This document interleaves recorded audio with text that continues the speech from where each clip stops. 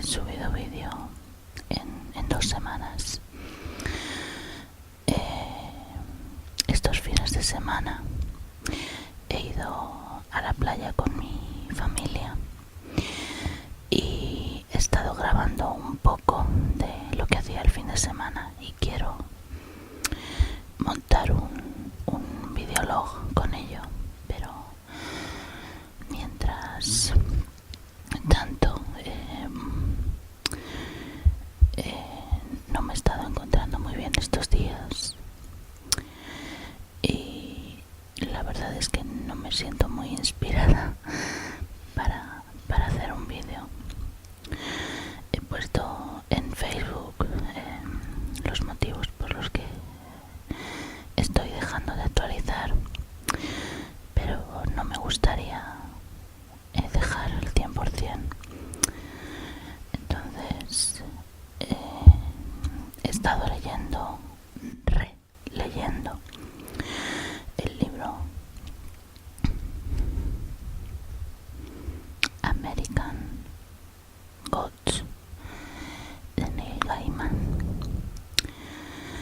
y la verdad es que me encontraba en un estado de ánimo idóneo para leerlo. Es un libro muy interesante de releer. Los libros de Neil Gaiman casi siempre hay que releerlos para enterarse de todo, porque te tiras todo el libro pensando, bueno, ¿y esto para qué? Y al final todo tiene sentido, pero te has olvidado de la mitad de las cosas porque te estabas aburriendo. Os voy a leer un pasaje que es una historia corta, aislada de la historia general, que sobre todo al principio a mí me parece muy profundo y muy realista, y quería compartirlo con vosotros, incluso mi estado de ánimo actual, para que al menos tengáis algo. Bueno, hay un montón de canales, hay un montón de gente que sube cosas de ASMR, no vais a estar sin vídeos, pero bueno, para que tuvierais una actualización mía. Bueno,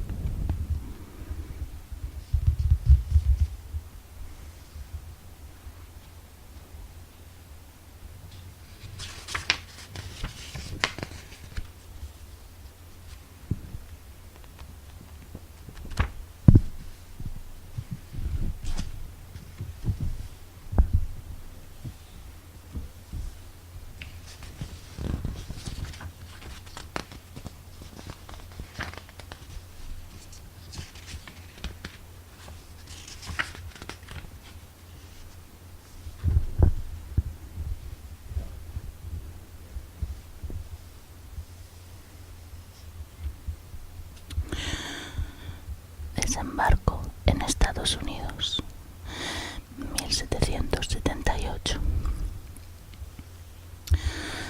Había una joven y su tío la vendió. Escribió el señor Ibis con su esmerada caligrafía. Esta es la historia. El resto son meros detalles. Hay historias que son verídicas, en las que el relato de cada individuo es único y trágico, y lo peor de la tragedia es que ya la conocemos y no podemos permitirnos el lujo de sentirla en profundidad. Fabricamos una concha en torno a ella, igual que hacen las ostras con un molesto grano de arena, que cubren con capas de nácar para poder asimilarlo. Y de este modo andamos por la vida, un día sí y otro también, inmunes al dolor y a la pérdida ajenos. Si llegara a tocarnos, nos convertiría en tullidos o en santos, pero la mayor parte de las veces no llega a tocarnos. No podemos permitirnos ese lujo. Esta noche, durante la cena, reflexionen un momento si pueden. Hay niños que se mueren de hambre, tantos que la cifra resulta casi inconcebible. Una cifra tan alta que podemos perdonar un error de 1.000.000 arriba o abajo. Puede que les resulte incómodo reflexionar sobre ello mientras comen, o puede que no.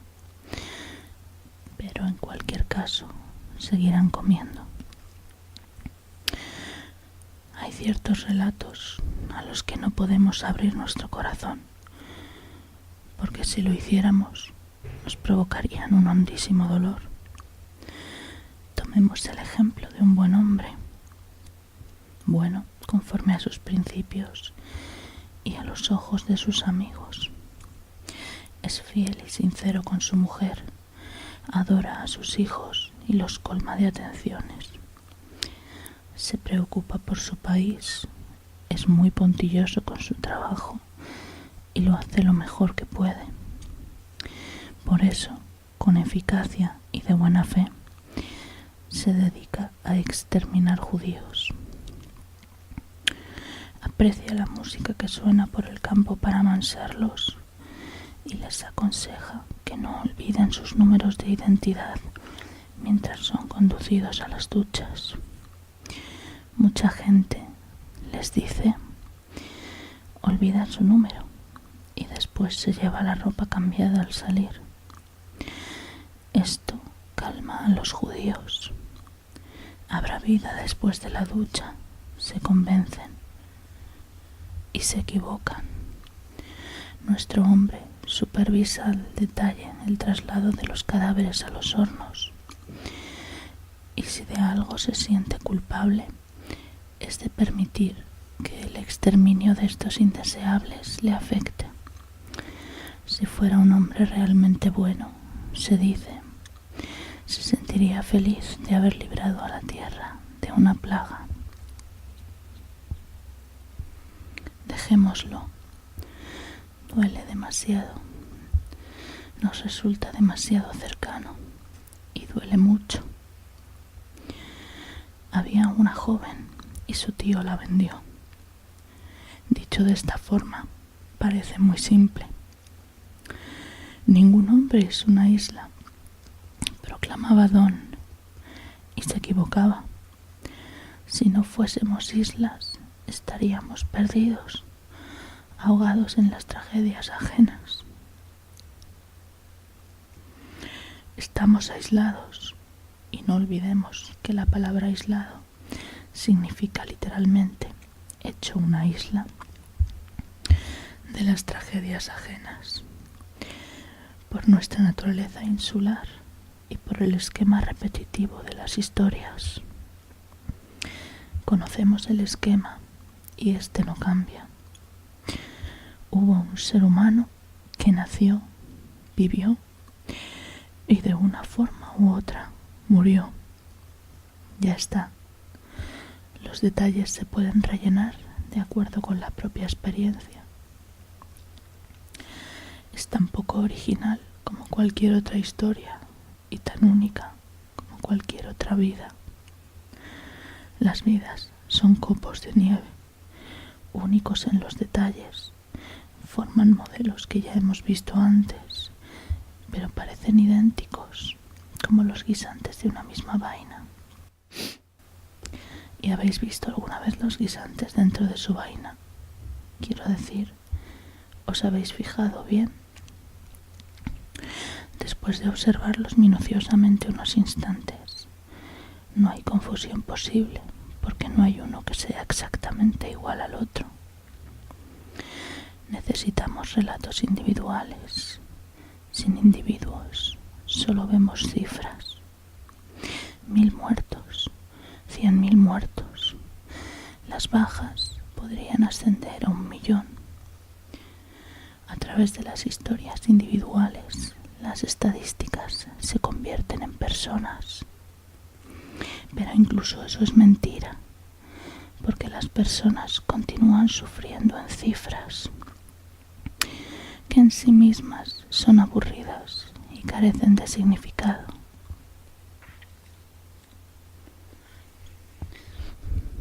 Mira la tripa hinchada de ese niño, las moscas que se arrastran por el rabillo de sus ojos, y sus escuálidas extremidades.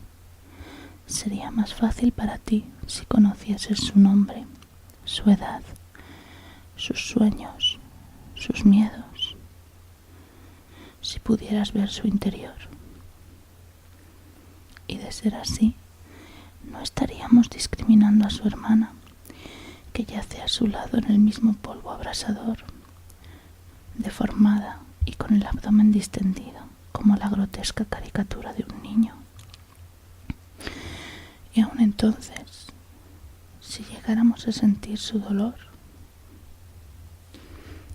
serían más importantes para nosotros que otros 1000 niños afectados por la misma hambre, otras 1000 tiernas vidas que pronto serán pasto de las moscas y de sus también famélicas larvas.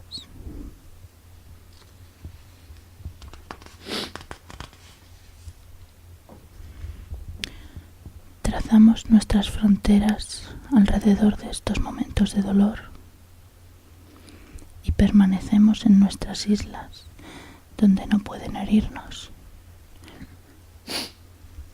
Los cubrimos con una capa suave, segura y nacarada, que hace que resbalen como una perla sobre nuestras almas sin llegar a dañarlas. La ficción nos permite deslizarnos al interior de estas otras cabezas, de estos otros lugares, y mirar a través de los ojos del otro. En el relato nos detenemos justo antes de morir, o morimos de forma vicaria y sin sufrir daño alguno, y en el mundo que está fuera del relato pasamos la página o cerramos el libro y continuamos con nuestra vida. Una vida que es, como cualquier otra, diferente de cualquier otra. Y la verdad desnuda es esta. Había una joven y su tío la vendió. Y esto es lo que se decía en el lugar de donde procedía la joven. Ningún hombre puede estar seguro de quién es el padre de un niño, pero de quién es su madre, sobre eso no cabe la menor duda. El linaje y la propiedad venían determinados por la línea materna, pero el poder permanecía en manos de los varones. Ellos ostentaban la propiedad absoluta de los hijos de su hermana. Hubo una guerra en aquel lugar, una guerra a pequeña escala, apenas una escaramuza entre los hombres de 2 aldeas rivales. Prácticamente no fue más que una disputa. Una aldea ganó y la otra perdió. La vida como una mercancía, los seres humanos como una propiedad. Hacía miles de años que la esclavitud formaba parte de la vida en aquel lugar. Los esclavistas árabes habían destruido el último de los grandes reinos del África Oriental, mientras que las naciones del África Occidental se habían destruido unas a otras. No había nada de indecoroso o inusual en el hecho de que el tío vendiese a los mellizos, aunque los mellizos y los gemelos eran considerados criaturas mágicas, y su tío los temía, hasta tal punto que no les dijo que los iba a vender, para que no pudieran herir su sombra y matarlo. Tenían 12 años. Ella se llamaba Ututu, como el pájaro mensajero. Él se llamaba Agasu, que era el nombre de un antiguo rey ya fallecido. Eran unos niños sanos, y como eran mellizos, hembra y varón, les habían hablado mucho de los dioses, y como eran mellizos, escucharon con atención lo que les contaban, y lo tenían muy presente. Su tío era un hombre gordo y perezoso. De haber tenido más cabezas de ganado, Probablemente habría vendido a un rebaño en lugar de a los niños, pero no las tenía. Vendió a los mellizos. Esto es lo único que necesitamos saber de él. No volverá a aparecer en este relato. Seguiremos a los mellizos. Les hicieron marchar en compañía de otros esclavos capturados o vendidos en la guerra, una veintena de kilómetros, hasta un pequeño puesto fronterizo. Allí los vendieron y a los mellizos, junto con otros 13 esclavos, los compró un grupo de 6 hombres, con lanzas y cuchillos que los hicieron caminar hacia el oeste. Ahí creo que falta una coma.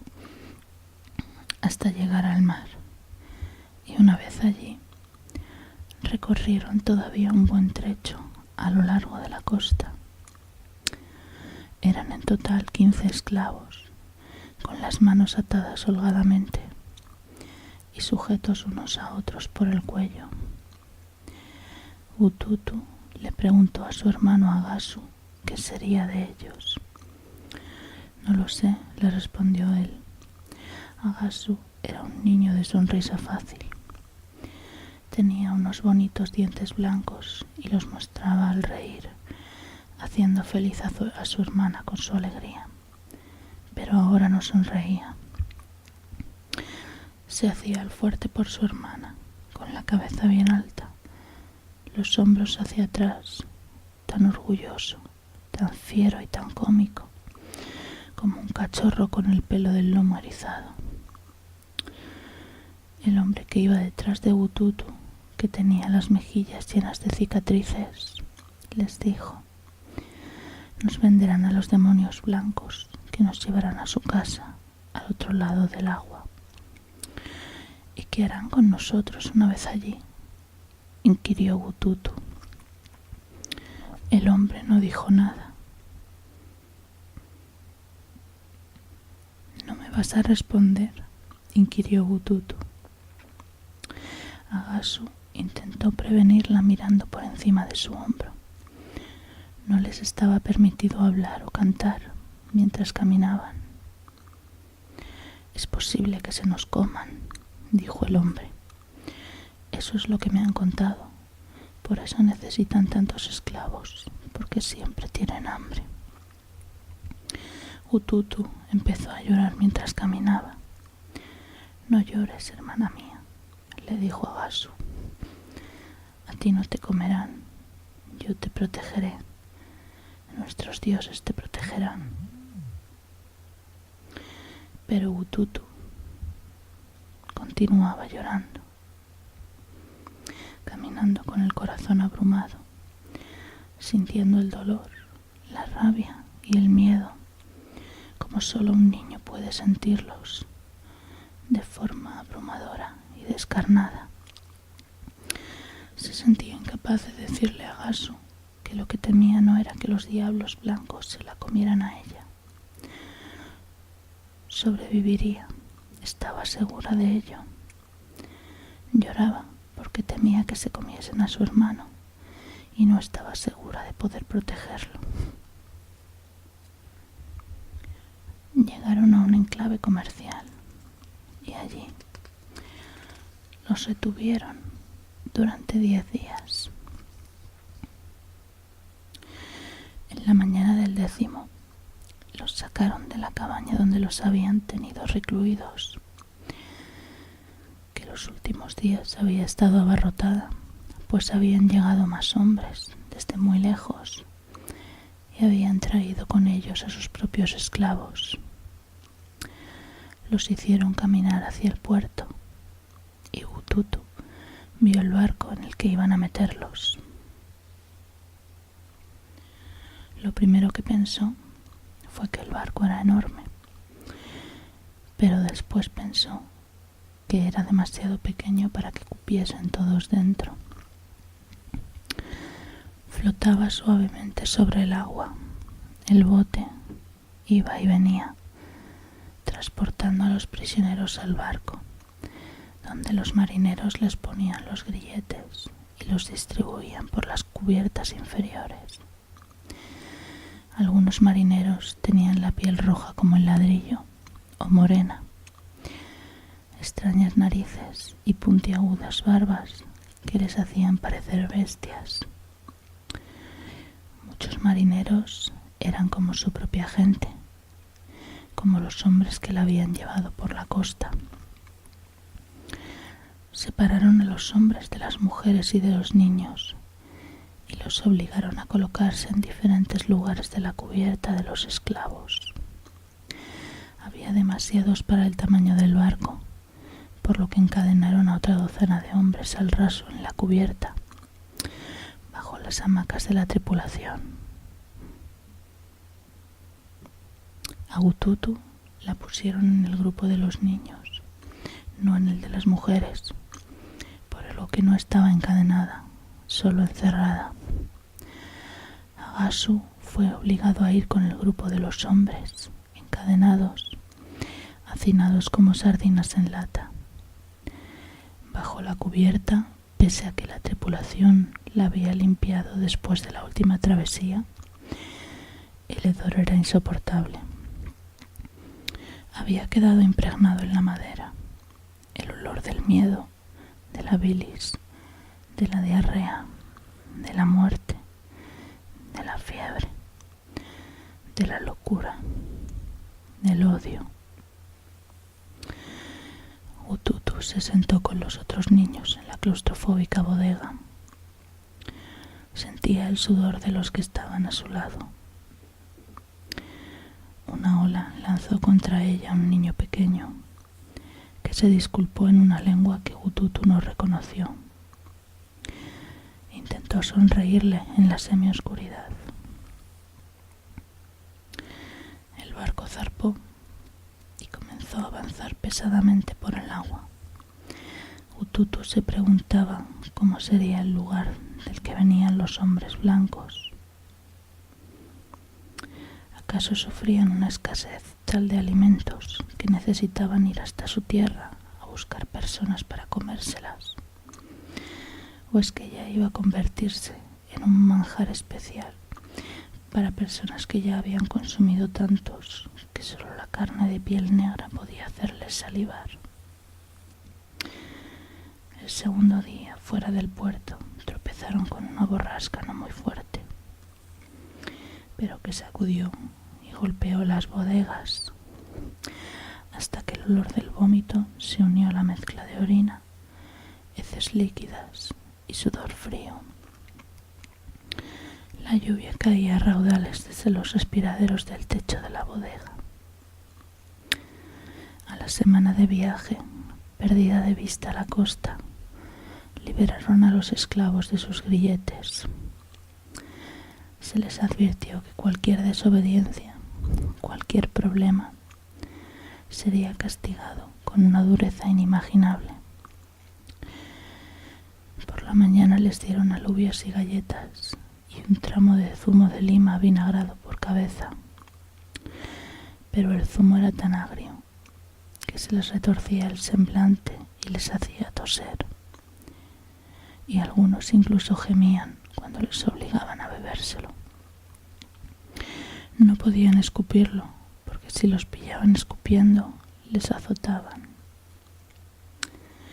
Por la noche les dieron carne en salazón. Tenía un sabor desagradable y una pátina irisada en la superficie grisácea. Eso era el principio del viaje. A medida que pasaban los días, la carne fue adquiriendo un aspecto aún peor. Cuando podían, Ututu y Agasu se acurrucaban juntos y hablaban de su madre, de su hogar y de sus amigos. A veces, Ututu le contaba a Agasu los cuentos que solía contarle su madre, como los de Elegba, el más pícaro de los dioses, que era los ojos y los oídos de Mau en el mundo, que llevaba mensajes y volvía con sus respuestas. anochecer, para disipar la monotonía del viaje, los marineros hacían que los esclavos cantaran y bailaran para ellos las danzas de sus respectivos lugares de origen.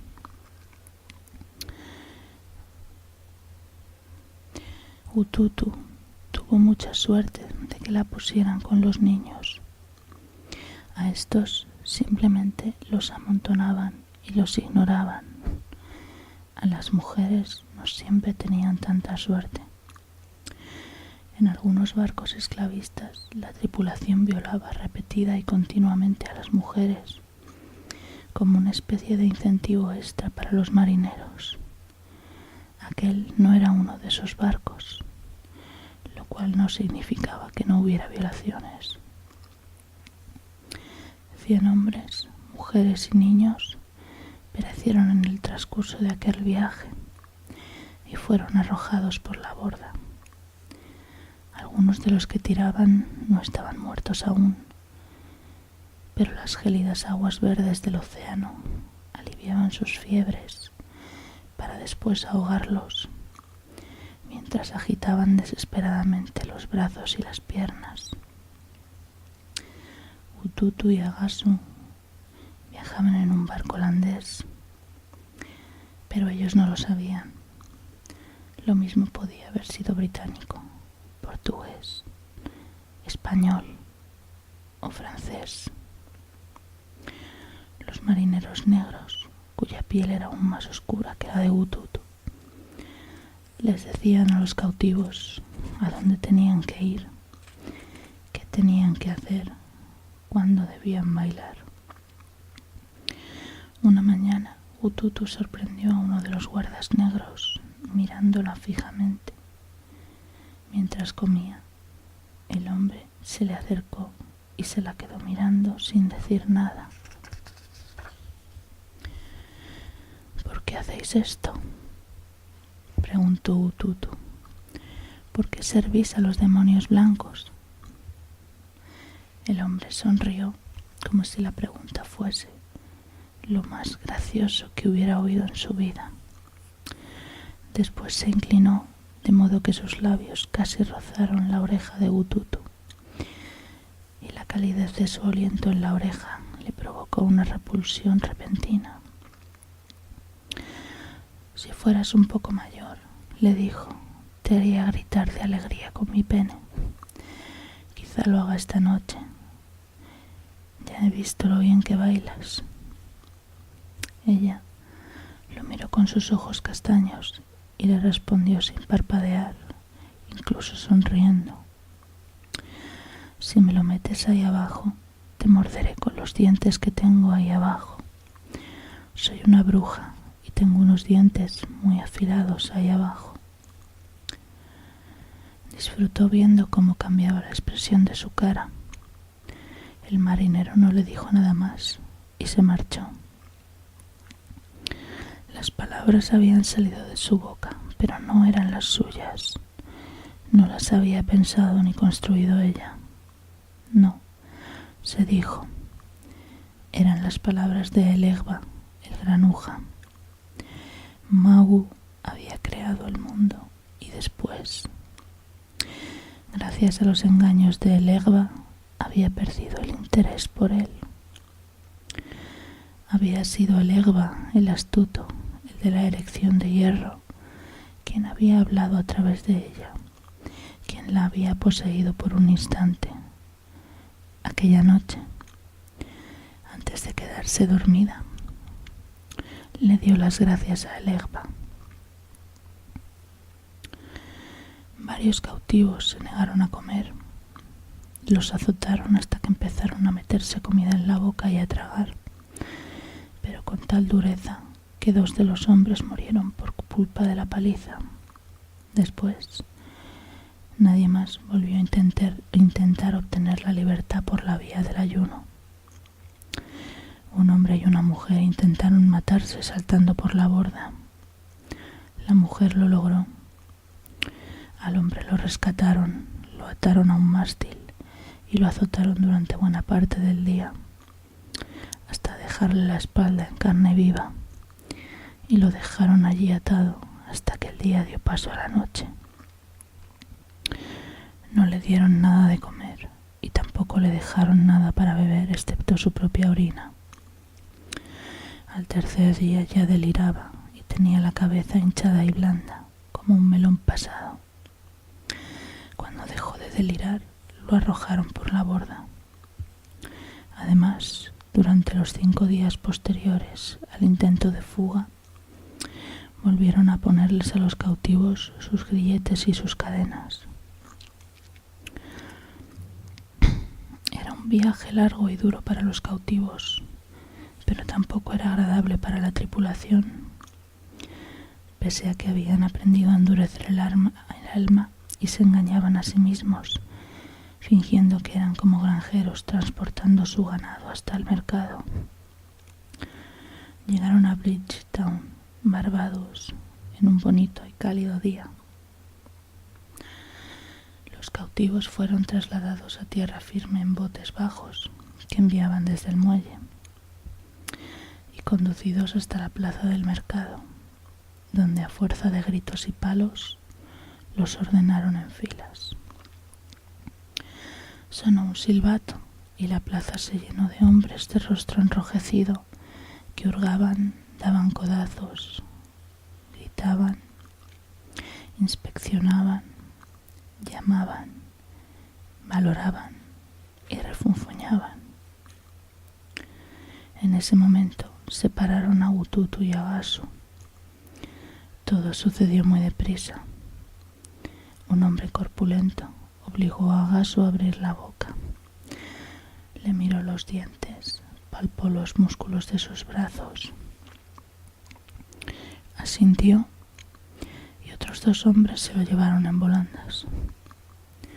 No se resistió, únicamente miró a Ututu y le dijo: «Sé fuerte». Ella asintió y entonces las lágrimas enturbiaron su mirada y gimió. Juntos eran mellizos, mágicos, poderosos. Separados, no eran más que 2 niños afligidos. No volvió a verlo, salvo una vez, y no mientras duró su vida. No volvió a verlo, no. Esto es lo que le ocurrió a Gasu. Primero, lo llevaron a una plantación de especias, en la que le azotaban diariamente por lo que hacía y por lo que no hacía.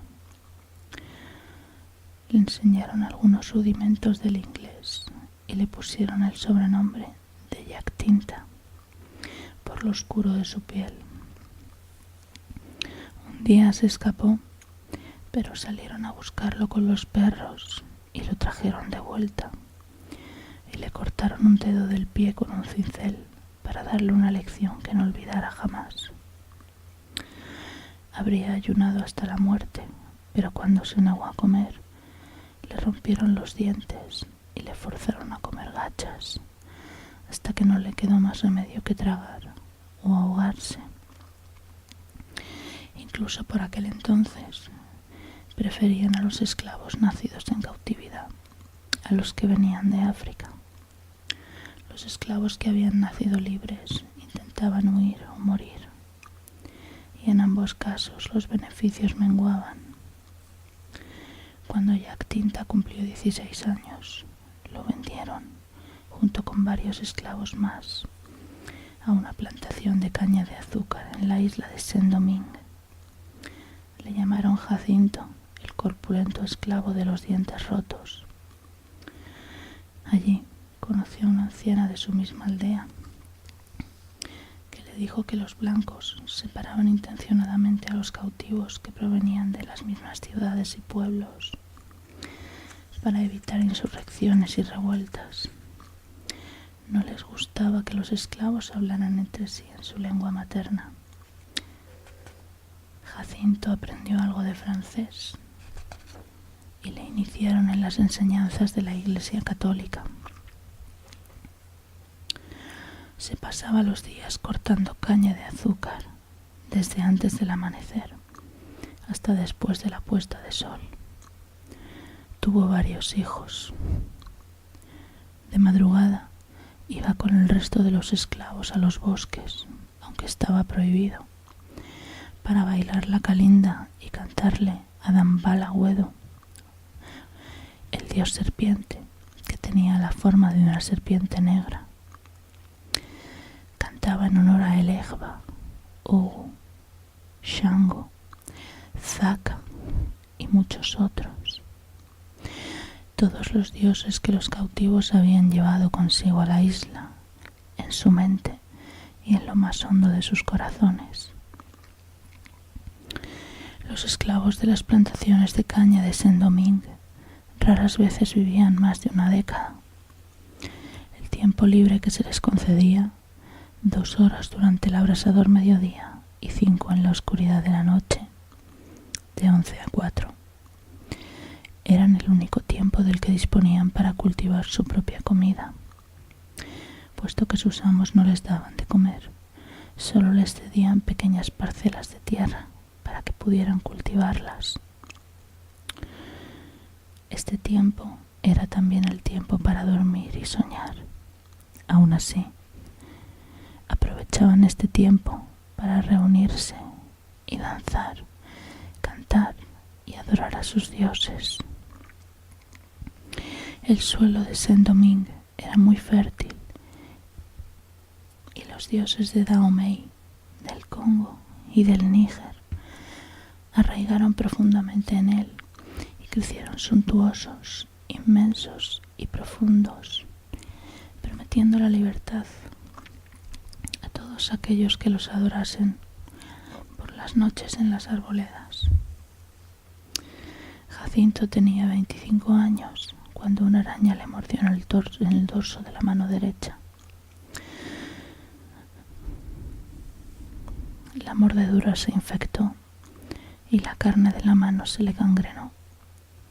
Al poco tiempo, la gangrena se le había extendido por todo el brazo, que se hinchó y se puso morado y empezó a apestar. Le dieron ron para que bebiera y calentaron la hoja de un machete al fuego hasta que se puso incandescente. Le cortaron el brazo a la altura del hombro con una sierra y le cauterizaron la herida con la hoja ardiente. Tuvo fiebre durante una semana. Después volvió al trabajo. El esclavo manco, al que llamaban Jacinto, tomó parte en la revuelta de esclavos de 1791. El propio Elegba tomó posesión de Jacinto en la arboleda, cabalgándolo como el hombre blanco cabalga a lomos de un caballo, y habló por su boca. Él apenas recordaba lo que había dicho, pero los que estaban a su lado le contaron que les había prometido liberarlos de su cautiverio. Él solo recordaba su erección, potente y dolorosa, y recordaba también haber alzado ambas manos, la que tenía y la que había perdido, en dirección a la luna. Sacrificaron un cerdo, y los hombres y mujeres de aquella plantación bebieron su sangre aún caliente, comprometiéndose así unos con otros para formar una hermandad. Juraron ser un ejército libertador. Hicieron votos a todos los dioses de las diversas tierras de las que habían sido arrancados como botín. Si morimos en la guerra contra los blancos, se decían unos a otros, renaceremos en África, en nuestros hogares, en nuestras propias tribus. Había otro Jacinto en el alzamiento, de modo que a Agasu empezaron a llamarle el Gran Manco. Combatía, rezaba, hacía sacrificios, planeaba. Vio morir a muchos de sus amigos y amantes, pero continuó luchando. La guerra duró 12 años. Fue una lucha enloquecedora y sangrienta contra los dueños de las plantaciones contra las tropas venidas de Francia. Combatieron, continuaron luchando y, por increíble que parezca, acabaron ganando. El 1 de enero de 1804 se declaró la independencia de Saint-Domingue, que pronto sería conocida en todo el mundo como la República de Haití. El gran manco no vivió para verlo. Había muerto en agosto de 1802, traspasado por la bayoneta de un soldado francés. En el preciso momento de la muerte del gran manco, al que antes se conocía con el nombre de Jacinto y antes de eso como Jack Tinta, y que en su corazón siempre fue Agasu, su hermana, a quien él había conocido como Bututu, que se había llamado Mary en su primera plantación de las Carolinas, y Daisy cuando se convirtió en esclava doméstica, y Suki cuando la vendieron río abajo a la familia Laver en Nueva Orleans. Sintió la fría hoja de la bayoneta entre sus costillas y comenzó a gritar y a llorar de manera inconsolable. Sus hijas gemelas se despertaron y empezaron a chillar. Eran de color café con leche, sus recién nacidas, no como los hijos negros que había parido en la plantación, cuando ella misma era casi una cría. Hijos a los que no veía desde que tenía 15 y 10 años respectivamente. Su hija mediana llevaba muerta 1 año cuando vendieron a Bututu y tuvo que abandonarlos. A Suki la habían azotado muchas veces desde su desembarco en el Nuevo Mundo. Una vez le echaron sal en las heridas. En otra ocasión la azotaron de forma tan brutal y durante tanto tiempo que no pudo sentarse ni dejar que nada le rozase la espalda en varios días. La habían violado multitud de veces cuando era más joven, hombres negros a los que se había ordenado compartir su catre de madera, y también hombres blancos. La habían encadenado. Sin embargo, nunca había derramado una lágrima. Desde que la separaran de su hermano, solo había llorado una vez. Fue en Carolina del Norte cuando vio que la comida de los esclavos niños se servía en los mismos abrevaderos que la de los perros,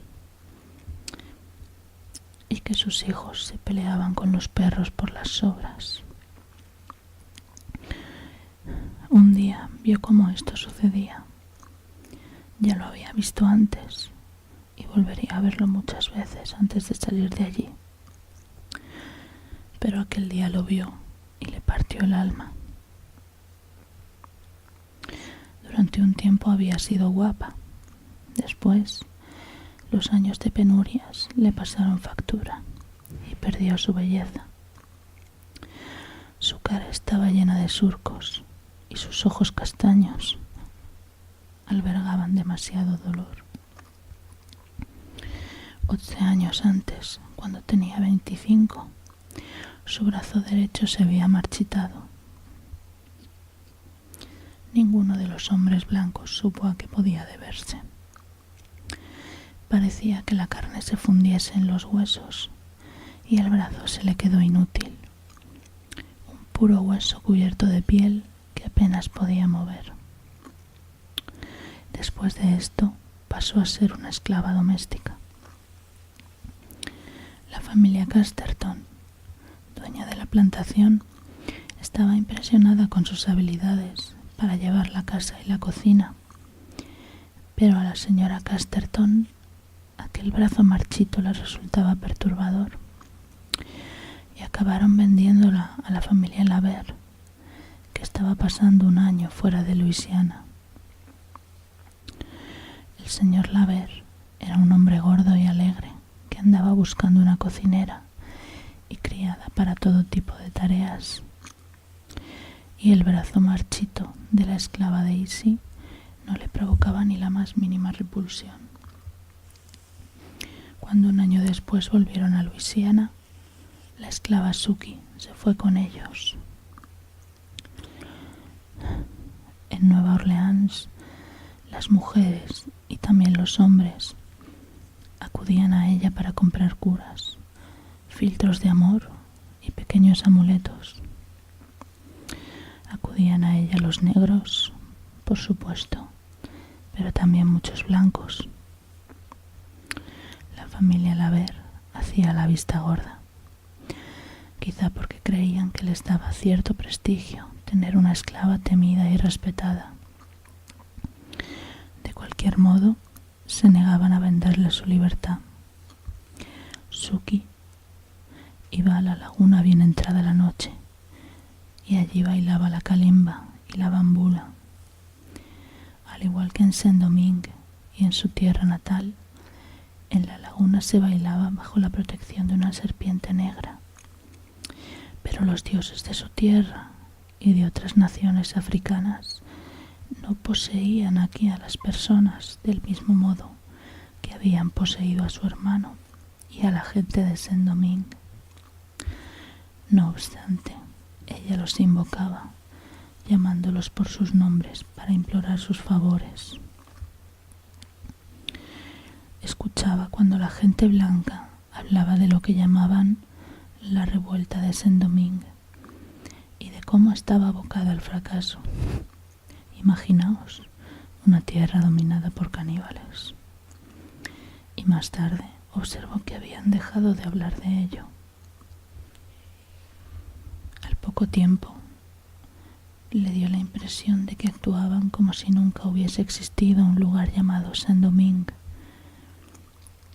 Y en cuanto a Haití, ni siquiera mencionaban aquella palabra. Era como si todo Estados Unidos hubiera decidido que con solo desearlo, como por un acto de fe, podían borrar del mapa una isla caribeña de proporciones considerables. Una generación entera de Lavers creció bajo la atenta mirada de Suki.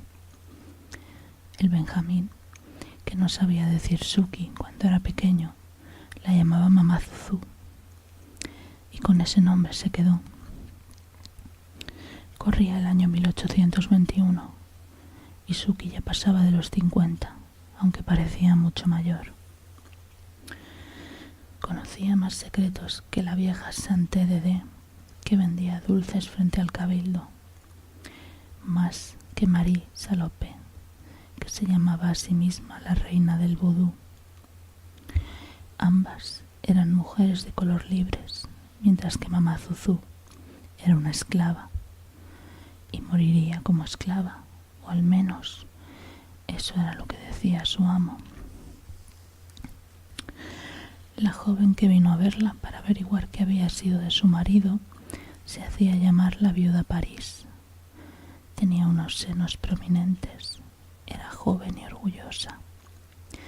Por sus venas corría sangre africana, europea e india. Su piel era rojiza y su cabello de un negro brillante. Sus ojos eran negros y altaneros. Creía que su marido, Jacques París, podía haber muerto. Era un mulato cuarentón, según los cálculos de la época. El bastardo de una familia orgullosa venida a menos, una de las muchas que huyeron de Saint-Domingue y había nacido libre, al igual que su espectacular mujer. «¿Mi Jacques está muerto?», le preguntó la viuda París. Era una peluquera que iba de casa en casa, peinando a las mujeres elegantes de Nueva Orleans para sus sofisticados compromisos sociales. Mamá Zuzu consultó los huesos y meneó la cabeza. «Está con una mujer blanca en algún lugar al norte de aquí», le dijo. «Una mujer blanca de cabello dorado. Está vivo». No era magia. Todo el mundo en Nueva Orleans sabía con quién había huido Jacques Paris, y el color de cabello de la dama también.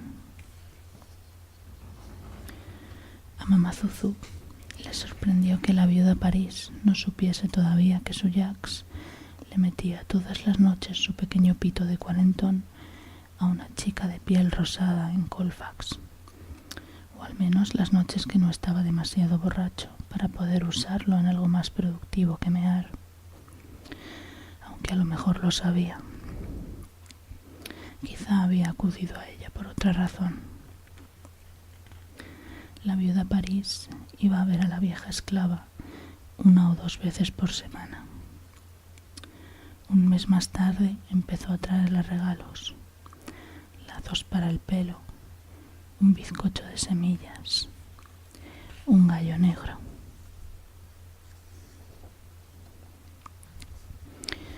Mamá Zuzu, dijo la joven, ya es hora de que me enseñes lo que sabes. Sí, le respondió Mamá Zuzu, sabiendo lo que pretendía.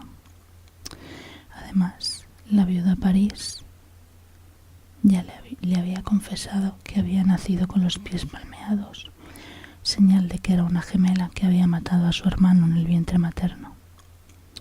¿Qué otra cosa podía hacer Mamá Zuzu? Enseñó a la joven que 2 nueces moscadas colgadas del cuello del paciente hasta que se rompa la cuerda curan los soplos en el corazón, mientras que un pichón que no ha volado nunca, abierto en canal y colocado sobre la cabeza del paciente, hace bajar la fiebre. Le enseñó cómo se prepara una bolsa de deseos. Una bolsita de cuero con 13 peniques, 9 semillas de algodón y las cerdas de un puerco negro. Y cómo frotar la bolsa para que los deseos se hagan realidad. La viuda Paris aprendía todo lo que Mamá Zuzu le enseñaba. Sin embargo, en realidad no le interesaban los dioses. Sus intereses tenían más que ver con los aspectos prácticos. Le encantaba aprender cosas, como que bañando en miel una rana viva y colocándola en la entrada de un hormiguero. Después de que las hormigas hayan dejado los huesos blancos y limpios, se puede examinar atentamente y encontrar 2. Uno plano en forma de corazón y el otro con una especie de gancho. El hueso del gancho debe prenderse en la ropa del hombre cuyo amor se desea conseguir. Y el hueso en forma de corazón hay que guardarlo en lugar seguro, pues si lo pierdes, tu amante se volverá contra ti como un perro rabioso. Era un remedio infalible para conseguir que el hombre que amaba te correspondiera. Aprendió que el polvo de serpiente seca, mezclado con los polvos de tocador de un enemigo, produce ceguera.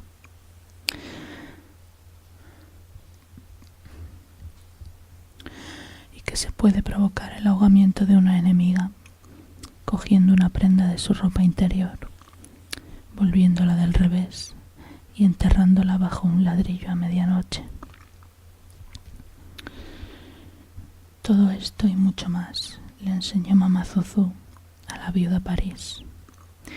No obstante, no fue lo que se dice un placer para la anciana. Ella se esforzaba en enseñarle las verdades ocultas, el conocimiento profundo. Le habló de Elegba, de Magu, de Aido Juedo, la serpiente vudú y todos los demás. Pero la viuda Paris,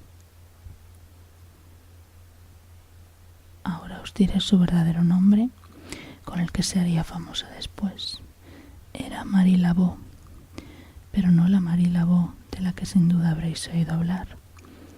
Esa era su madre y acabó convirtiéndose en la viuda Glapion. A la viuda Paris, decía, no le interesaban lo más mínimo los dioses de la remota tierra. Si Saint-Domingue había sido una tierra negra y fértil, para que los dioses africanos prosperasen en ella, esta otra tierra de maíz y melones, de cangrejos y algodón, era completamente estéril. No quiere aprender, se quejaba mamá Zuzú a Clementine, su confidente, que hacía la colada de muchas de las casas del barrio y lavaba las cortinas y las colchas. Clementine tenía marcas de quemaduras en las mejillas y uno de sus hijos había muerto escaldado al volcarse un barreño de cobre. Entonces no le enseñes, dice Clementine. Le enseño, pero no entiende qué es lo valioso. Lo único que ve es lo que puede hacer con ello. Le entrego un diamante, pero a ella solo le importan los cristales vistosos. Le ofrezco media botella del mejor vino y ella bebe agua del río. Le doy codorniz y ella solo desea comerse una rata. ¿Y por qué insistes? Mamá Zuzú se encoge de hombros, lo que hace que su brazo marchito tiemble. No puede responder. Podría decir que le enseña porque es su forma de dar gracias por estar viva. Y así es. Ha visto morir a demasiados. Podría decir que sueña con que un día los esclavos se rebelarán, como lo hicieron, aunque fueran derrotados, en La Place. Pero en el fondo de su alma sabe que sin los dioses africanos nunca podrán vencer a sus captores blancos y nunca regresarán a su tierra natal. Cuando se despertó aquella fatídica noche, casi 20 años atrás, y sintió el frío acero entre sus costillas, la vida de mamá Zuzú llegó a su fin. Ahora era una persona que no vivía, que solo odiaba. Si le hubieran preguntado de dónde nacía aquel odio, no habría podido hablar de una niña de 12 años en un hediondo barco. Había dejado aquel recuerdo muy atrás. Demasiados latigazos y palizas, demasiadas noches encadenadas, demasiadas separaciones y demasiado dolor. Sin embargo, podría hablar de su hijo y de cómo el amo le había cortado el pulgar cuando descubrió que el niño sabía leer y escribir. Podría hablar de su hija, que con 12 años ya estaba embarazada de un vigilante, y de cómo habían cavado un hoyo en la tierra roja para que su hija embarazada pudiera tumbarse y ser azotada hasta dejarle la espalda en carne viva. Y pese al hoyo que tan cuidadosamente habían cavado, su hija perdió al niño y la vida un domingo por la mañana cuando los blancos estaban en la iglesia. Demasiado dolor. Adóralos, le dijo mamá Zuzú a la joven viuda París en la laguna, 1 hora después de la medianoche. Ambas estaban desnudas hasta la cintura, sudando por la humedad de la noche, con la pálida luz de la luna reflejada en su piel. El marido de la viuda París, Jacques, cuya muerte se produjo 3 años después en extrañas circunstancias, le había hablado a Marie de los dioses de Saint-Domingue, pero a ella no le importaban. El poder provenía de los rituales, no de los dioses.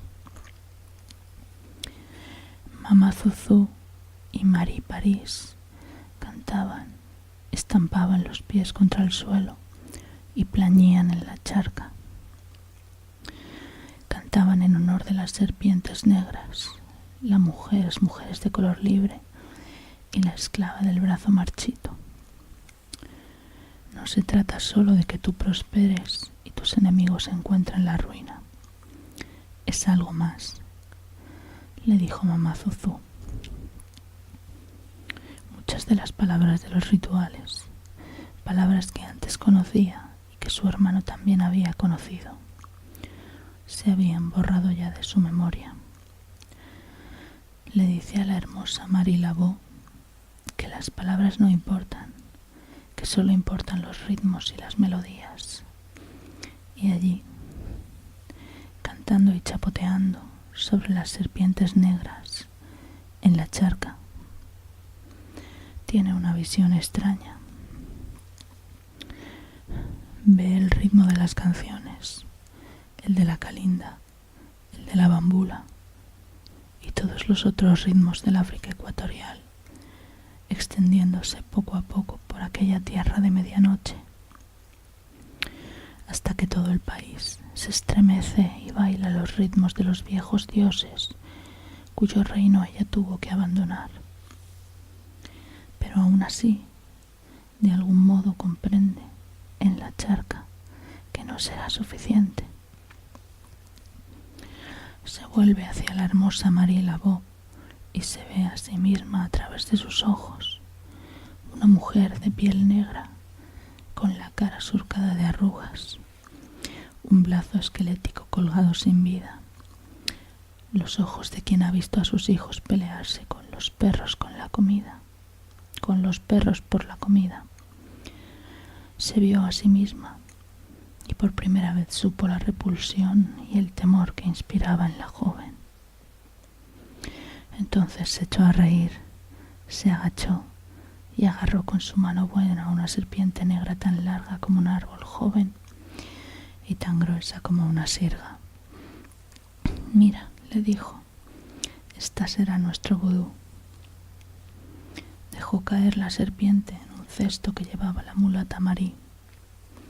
Después, a la luz de la luna, la segunda vista se adueñó de ella por última vez y vio a su hermano Agasu, pero ya no como el niño de 12 años del que se había separado tanto tiempo atrás en el mercado de Bridgeport, sino como un hombre gigantesco, calvo, que al sonreír mostraba sus mellados dientes,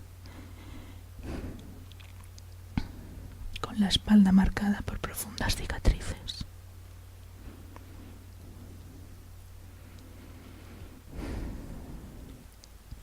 Con una mano empuñaba un machete. Su brazo derecho era apenas un muñón. Ella alargó su mano izquierda, la buena. Quédate un momento», susurró. «Enseguida estoy ahí. Pronto estaré a tu lado».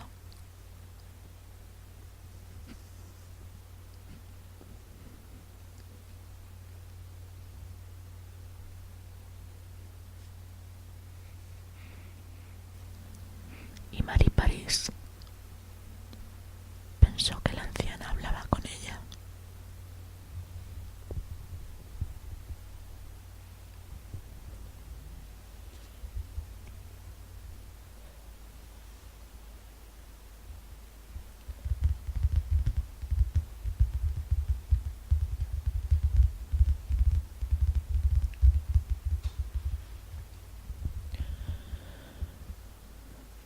Espero que os haya gustado y, como siempre, un beso y buenas noches.